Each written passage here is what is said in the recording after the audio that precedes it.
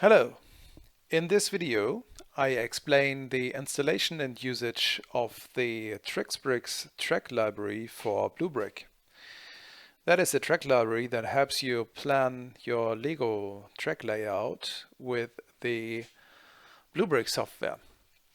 You might have found the library on my website, matzobricks.com, in the section tracks, track planning. On this website you have a page with the download of the library and instructions how to install and use it. That's also available in English on the website. So if you check it out a little bit, you'll find the switch to the English version. First, you need to download the Bluebrick software from Alban Nanti, who has developed it. It's available on the website that you see here. Download just takes a couple of seconds if you've got a good internet connection. The installer is less than 20 megabyte, including some standard track libraries. It's downloaded in the download folder of your PC usually. Then you need to extract it. I recommend to extract it actually not in the program files folder, but in a separate folder in the root directory of the hard drive. That prevents a lot of trouble that you might have otherwise with Windows, creating some shadow folders and other stuff that is kind of weird and makes it difficult to find things again. Then you extract the zip file to that folder. Here we go.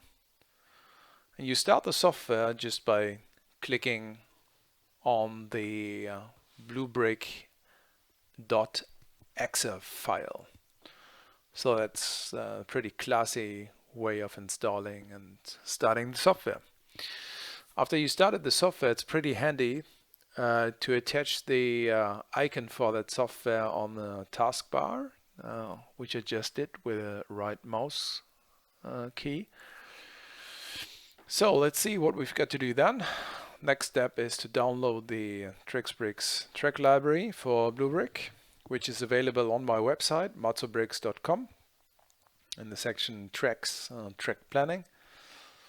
You click on the link, which is available on the download section. The software is then being downloaded. That's also a zip file. And as the Bluebrick zip file, it will also be in the download directory of the computer. Then we also need to extract it, and then we need to be really careful about the target folder. You need to select the installation directory of Bluebrick. So that directory that you just created and extracted the Bluebrick file to it, that is the directory in which you need to extract the track library as well. When you extract it, the zip program is creating some folders and is also trying to replace an XML file. It's the connection type list.xml file. If you have made changes to that file before, it could be reasonable to make a backup of that file before you overwrite it. The file contains definition about the connectors between parts and the software, more technical information on the website of Bluebrick. So after you have acknowledged to replace the file in the target directory, everything should be fine. But as you can see, the TrixBrix library is not yet visible in the software. Too bad. So what can we do about it? Very simple. We need to reload the track library. That is being done by hitting that menu item here, reload track library in English. And then you've got a TrixBrix tab here, and all of the beautiful parts that I've created during the last couple of months are then visible and accessible to you. So let's go back to the instructions and see what we've got to do next. There are some preferences that we have to do and to change in the software. You go to the Edit Preferences dialog, and you change the color scheme to classic printer friendly, because usually after installation the software will be with a blue background delivered. That's why it's called Bluebrick actually. But we would prefer to have the white background, as the parts from the TrixBrix library just look a lot better on white background. That's my experience. So I recommend to change the background to white color. Next thing we need to do then is to go back to the Preferences dialog. We go back to the Appearance section, and I recommend to set the default grid size to 64 and 4. That's the main and the subgrid. It's absolutely up to you how you set it. My impression is that these are pretty reasonable numbers and you can work quite well with those settings, but that's purely up to you. Next critical thing is that you move the TrixBrix library up to the top. Then it will be visible just at the first tab on the parts pane, which makes it handier if you've got a smaller screen than I have, and make the parts pane smaller. So move that TrixBrix library up to the top by clicking the Move Up button. And then make sure you've got the bubble info, at least the part description, by checking those two checkboxes there. This is important because there's a lot of different parts, and if you have a look at the curve, it would be pretty hard to figure out which curve has which radius, and makes it a lot easier if you've got that bubble info.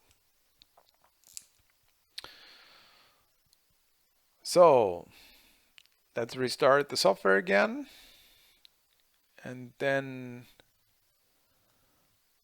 we have all the settings as they should be.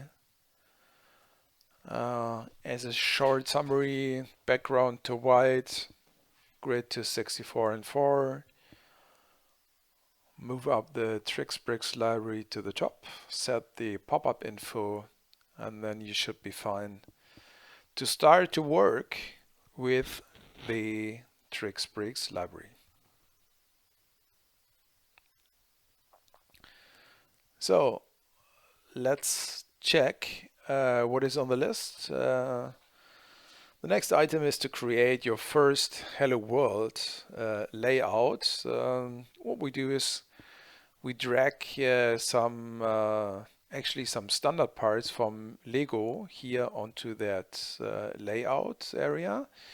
That's the standard straight, and this is the standard curve. I've integrated them into the library because you probably use them very often, and it's easier to have them at hand. Then you don't need to search for those parts in other sections and libraries. That makes it a little bit simpler. So what is also important is that we have all of the TrixBrix parts now in that library. I think it's pretty much complete at this point in time when I'm creating this video.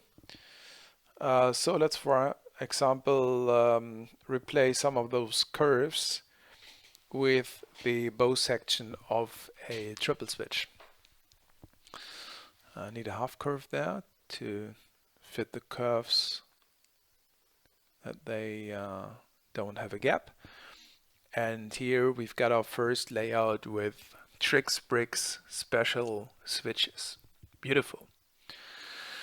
The next important thing is that there is a couple of track combinations, so-called groups or sets in the library. Here you've got, for example, the combination of curved switches, which form kind of a compact corner, as they call it. That's pretty similar. But here you see that there is a couple of more or less complicated parts and adapters attached to that group, and sometimes you would want to remove them. So what can you do?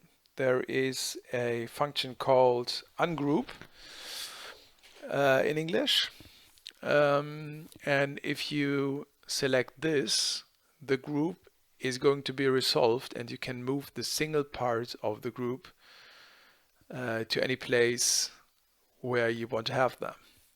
That's nice, isn't it? It even works for this masterpiece of engineering of TrixBrix, the Monster Crossover Radius 104. This giant set of switches and crossings is actually an assembly, and you can simply drag it onto the screen as I just did, but you can also dissolve that assembly and create your own combinations out of it. For example, what I'm doing here is I'm replacing some parts of that monster crossover with some different parts.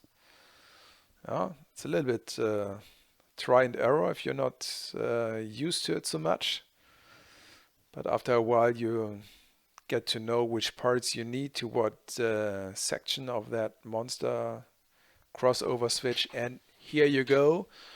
We just need some radius 104 curves. The first one that I just added is the balanced curve. It has some diagonal stripes in the middle. That makes it easier to distinguish that curve from the standard radius 104 curve. And after we've attached the second curve, we've got a beautiful combination and a variant of that monster crossover. It can all be done with Bluebrick. Beautiful. After you've created that monster crossover switch here, you can also attach any kind of other combinations, and with those sets you've got a pretty efficient and nice way of creating your layout in a short time. I hope you liked it. So far, I'd like to emphasize that there is a lot more on my website matzobrix.com. Check out the example layouts. Here you've got a lot of stuff and ideas for Lego train enthusiasts.